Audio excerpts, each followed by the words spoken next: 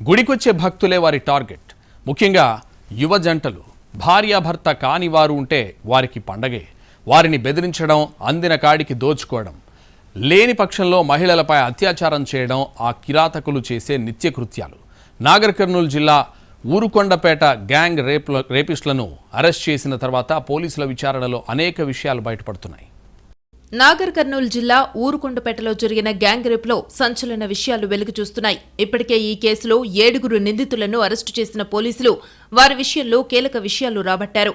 నిందితుల్లో ఆలయం అవుట్సోర్సింగ్ ఉద్యోగి మహేష్ గౌడ్తో పాటు సాదిక్ బాబా, హరీష్ గౌడ్, మణికంఠ గౌడ్, ఆంజనేయ గౌడ్, మట్ట ఆంజనేయులు గౌడ్, కార్తీక్ ఉన్నారని పోలీసులు తెలిపారు. వారిలో ఒకరు ఆటో డ్రైవర్ కాగా 2 వంట పని, మరొకడు ఎలక్ట్రీషియన్ పని చేస్తున్నట్టు గుర్తించారు. వాళ్లంతా మధ్యాహ్నం పనులకు వెళ్లి సాయంత్రం అంతా ఒకచోట చేరి మద్యం తాగుతూ జల్సాలు చేస్తారని వెల్లడించారు. అంతేకాదు ఆలయం పరిసర ప్రాంతాలకు వచ్చే భక్తుల కోసం రెక్కి నిర్వహిస్తారు. ముఖ్యంగా లవర్స్ లేదా జంటలపై వారి నిఘా ఉంటుందంటున్నారు పోలీసులు.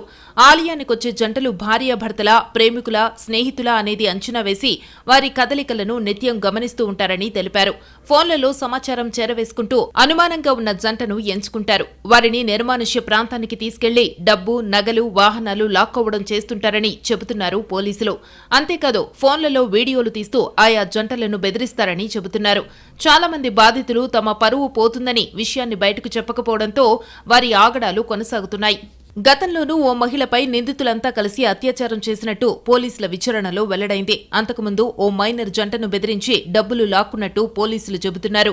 ఇదే క్రమంలో మొన్న మహిళపై గ్యాంగ్ రేప్ చేసిన కేసులో వీరిని అరెస్టు చేశారు. ఘటనా స్థలాన్ని ఐజీ సత్యనారాయణ సందర్శించారు. సాక్ష్యాలను ఫాస్ట్ ట్రాక్ కోర్టుకు, హైకోర్టుకు సమర్పించి వారికి త్వరగా శిక్ష పడేలా చర్యలు తీసుకుంటామని ఐజీ వెల్లడించారు. మరోవైపు ఇప్పటికే నిందితులకు కోర్టు 14 రోజుల రిమాండ్ విధించింది.